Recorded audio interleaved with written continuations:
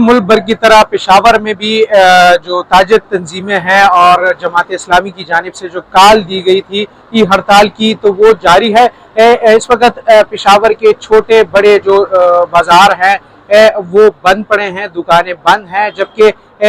Main Ashraf road जो कि बाजार है होल सेल डीलर्स का, यहाँ पर एहतजाजी कैंप लगाया गया है ताजिर रहनुमाओं की जानिब से। जबकि जो छोटे बाजार हैं वहाँ से जो ताजिर रहनुमा हैं वो रैलियों की शक्ल में यहाँ पे आ रहे हैं। इसराइल के खिलाफ शदीद नारेबाजी की जा रही है, रैलियाँ निकाली जा रही हैं, एहतजाजी मुजाहरे किए जा रहे हैं, जो कि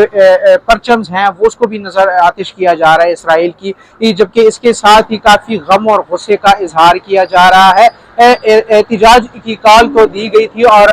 जितने भी बाजार हैं वो तो बंद हैं, लेकिन इसके साथ गली कूचों और चौराहों पर एहतजाज का सिलसिला जो है तो वो भी जारी है।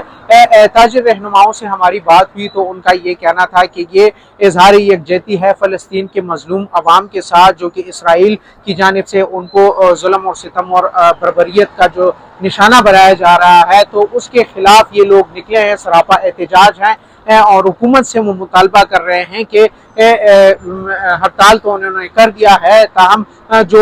प्रोडक्ट है अशिया खुर्दनोश की जो इसराइल की बनाई गई है उस पर भी मुकम्मल तौर पर पाबंदी लगाई जाए। और शहरियों से भी हमारी बात हुई तो उनका ये कहना था कि हुकूमत ने तो अब तक पाबंदी नहीं लगाई, लेकिन अवाम ने अपनी तरफ से जो इसराइली प्रोडक्ट है अशिया खुर्दनोश की जो चीज़ें हैं जो उन्होंने बनाई है तो उसका बायकॉट किया हुआ है। और ये एहतजाज का सिलसिला जो है तो ये आज सारा दिन जारी रहेगा।